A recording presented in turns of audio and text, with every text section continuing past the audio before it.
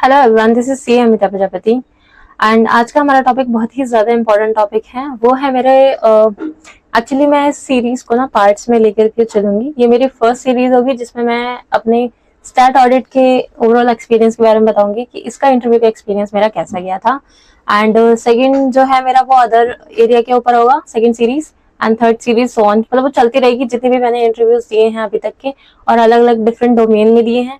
ठीक है, तो उन सब के बारे में मैं आपको एक्सप्लेन करूंगी। अब आप लोग कहेंगे कि आपका जब मेन एरिया स्टार्ट ऑडिट था तो आप उसमें क्यों गए, तो वो मेरा पर्सनल रीजन है, मैं आपको बता दूंगी सारी चीजें। ठीक है, क्यों मैंने शिफ्ट किया।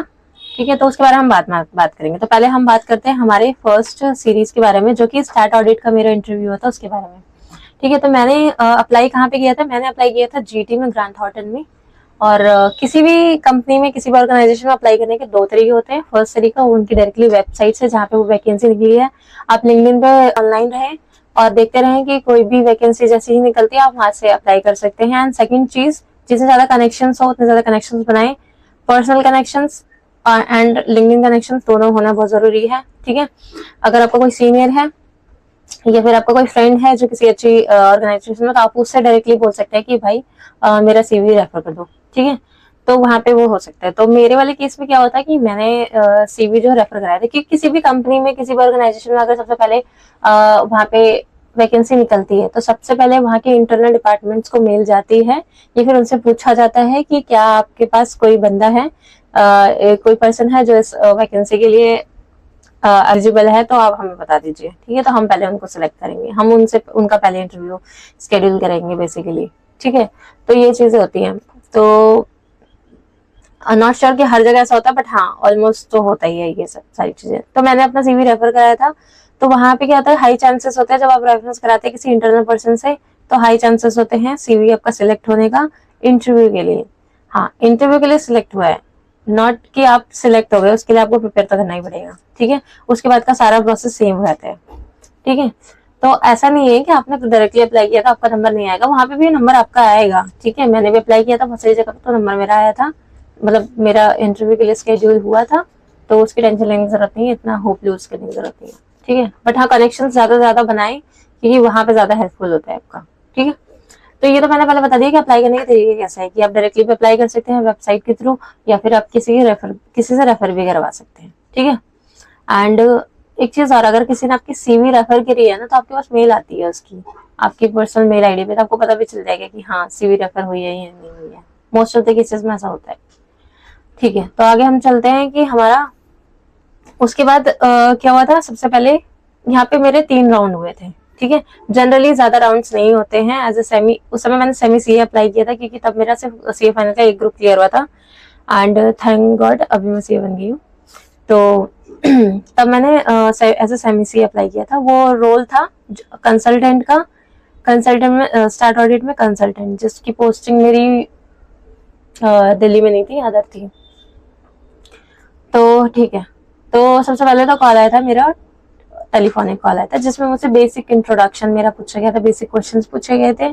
ठीक है, मेरा थोड़ा बहुत मेरे लास्ट जहाँ पे मेरा एक्सपीरियंस है, मेरी ट्रेनिंग का हुई थी, मेरा आर्टिकलशिप कंप्लीट हुआ कि नहीं हुआ है ना, ये कुछ बेसिक क्वेश्चंस पूछे गए थे। एंड उसके बाद सीधा मुझसे ये पूछा गया था कि क्या हम आपका कॉल टेक्निकल राउंड के लिए, जब वो बेसिक रिक्वायरमेंट्स उनकी जैसे एलिजिबिलिटी क्राइटेरिया होते हैं कि ये जॉब प्रोफाइल सीए इंटर वालों के लिए, या सीए फाइनल वालों के लिए, सीएमए वालों के लिए है, या जो भी है एमबीए वालों के लिए, तो वो उनका वो जो टेलीफोनिक कॉल होता है ना, उसमें वो पहले अपना क्राइटेरिया सेटिस्फाई करते हैं कि हाँ ये पर्सन इस चीज के लिए एलिजिबल है, तभी वो उसको आगे मूव करते हैं। तो वहां पे आपका टेस्ट क्लियर हो जाता है, फिर आपको आगे मूव कर जाते हैं टेक्निकल राउंड के लिए। टेक्निकल राउंड ही सबसे टफ राउंड होता है पूरे ओवरऑल इंटरव्यू राउंड्स का, जितने भी राउंड्स होंगे। ठीक है, तो सबसे हाई लेवल, सबसे टफ लेवल यही होता है। अगर आपने ये निकाल लिया तो इट मीन्स ऑलमोस्ट डन कि आप सिलेक्ट हो गए हैं। लेकिन हाँ कुछ गलतियां हैं जो फाइनल लेवल पे आपको नहीं करना है।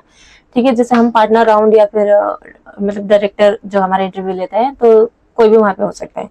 ठीक है, तो ये चीज वहां पे कुछ चीजों का ध्यान रखना है। तो टेक्निकल राउंड्स हमारे डिवाइडेड होते हैं 3 पार्ट्स में। ठीक है, पहला तो होता है कि आपका थ्योरेटिकल नॉलेज लेते हैं, जिसमें 2 पार्ट्स होते हैं आपके, जैसे कि अगर आपने स्टार्ट के अप्लाई किया है तो सबसे पहले आपसे एसेस से रिलेटेड कुछ क्वेश्चन पूछे जाते हैं। मैं बताऊंगी, बहुत सिंपल एरियाज हैं, ज्यादा बहुत ही सिंपल एसेस पूछे जाते हैं, बहुत ज्यादा नहीं पूछे जाते हैं ऑडिट से रिलेटेड वाले। सेकंड होता है हमारा इंडियस या फिर IFRS। ठीक है, अगर आपका एक्सपीरियंस है IFRS में तो आपसे IFRS के क्वेश्चन पूछे जाएंगे, अदरवाइज वो इंडियस से ही क्वेश्चन पूछे जाते हैं।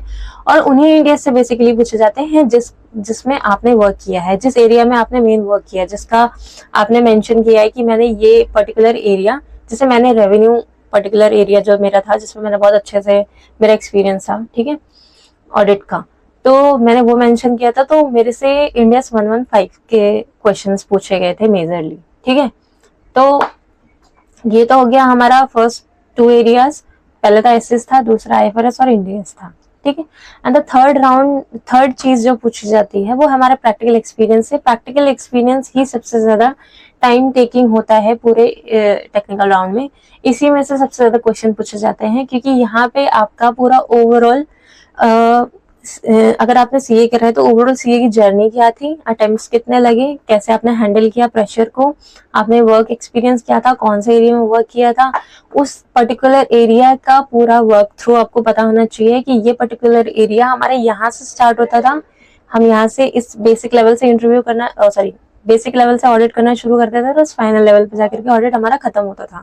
तो क्या क्या प्रोसेसेस होते थे, जैसे कि हमारे एसेस यूज होते हैं, तो एसेस में सबसे पहले हम प्लानिंग करते हैं, प्लानिंग के बाद हम उस पर फिर हम वर्क करना शुरू कर देते हैं, स्कोपिंग होती है, एंड देन फिर उस पर हम अपना इंडिया सप्लाई करके पूरा ऑडिट करते हैं उसका, और उसके फाइनल कंक्लूजन क्या निकलता है, क्या कंपैरिजंस के लिए हम कंपैरेटिव्स यूज करते हैं, क्या रेशियोज एनालिसिस होते हैं। तो वो सारा आपका एक्सपीरियंस जो ओवरऑल उस पर्टिकुलर एरिया के लिए वो पूछा जाता है कि आपने कैसे कैसे किया था, और वो एक्चुअली आपसे वही पूछ रहे हैं जो आपने किया है वहाँ पे। आपको वहाँ पे अपना थ्योरेटिकल ज्ञान नहीं देना कि मैंने ऐसे 115 में ये पढ़ा तो मैंने ये आपको भी पता है कि जो हम पढ़ते हैं और जो हम अप्लाई करते हैं उसमें थोड़ा बहुत डिफरेंस होता है। ठीक है, तो आपको वही बताने हैं जो आपने किए हैं। ठीक है, तो यहाँ पे ये मेरा जो एक्सपीरियंस, जो मेरा इंटरव्यू हुआ था वहाँ पे पूरा 1 घंटा मेरा, मतलब 1 घंटे का हुआ था, और ट्रस्ट में बहुत ही अच्छा था। बहुत सारे क्वेश्चन मुझसे पूछे गए थे, मैंने काफी अच्छे से प्रिपेयर किया था, जो भी मेरा एक्सपीरियंस था मैंने उसे बहुत अच्छे से बताया था। एक जगह पे मैं अटकी भी थी, जो कि मुझे पता था, बट थोड़ा टाइम होने की वजह से मैं भूल गई थी, मैं नहीं बता पाई थी, बट उन्होंने बहुत अच्छे से उस चीज को एक्सप्लेन किया। मतलब मेरा जो इंटरव्यू जो कंप्लीट हुआ था ना, वो इतना अच्छा हुआ था कि मुझे ऐसा फील नहीं हुआ कि मैं किसी क्वेश्चन के साथ अपने माइंड में कोई क्वेश्चन लेके जा रही हूँ कि यार ये क्वेश्चन का आंसर क्या था। वहां पे जिस क्वेश्चन में मैं अटकी थी उन्होंने उस चीज को भी बहुत अच्छे से मुझे एक्सप्लेन किया था। ठीक है, कि ये ऐसी ऐसी चीज होती है, और सडनली मुझे याद भी आ गई थी कि हाँ ये चीज होती थी, ये हम करते थे, थोड़ा सा मैं भूल गई थी। ठीक है, तो बहुत अच्छा एक्सपीरियंस था, मतलब बिल्कुल ऐसा लगा था क्वेश्चन के साथ आंसर्स भी मुझे मिल गए। तो मेरा कोई क्वेश्चन मेरा माइंड में नहीं था। उन्होंने बोला भी था कि हमारा पर्पस ये नहीं है कि सिर्फ जो हमारा कैंडिडेट है हम उसको इंटरव्यू के साथ क्वेश्चंस के साथ जाने दें। अगर उसको कोई क्वेश्चंस नहीं समझ में आए या फिर वो कहीं पे अटका है, तो हमारे ये मतलब ये हमारी ड्यूटी है कि हम उसको पूरा अच्छे से एक्सप्लेन करें। तो उन्होंने मुझे वो पार्ट बहुत अच्छे से एक्सप्लेन किया था, बहुत अच्छा गया था।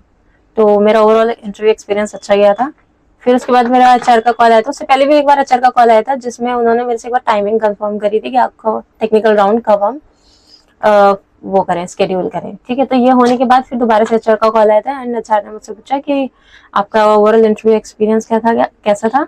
तो वहाँ पे मैंने बताया था कि हाँ अच्छा गया है। तो फिर उसके बाद उन्होंने मुझसे बताया कि आप फाइनल लेवल के लिए सिलेक्ट हो चुके हो। तो अगर फाइनल लेवल के लिए आप सिलेक्ट होते हो पार्टनर लेवल के लिए, तो यहाँ पे 95% मीन्स कि आपका सिलेक्शन हो गया है। क्योंकि फाइनल लेवल पे जब आप पार्टनर राउंड पे जाते हैं, तो वहाँ पे आपसे सिर्फ बेसिक आपका इंट्रोडक्शन पूछा जाता है, आपका एक्सपीरियंस कितने ईयर्स के टर्म्स में पूछा जाता है या मंथ्स के टर्म्स में, जो भी है।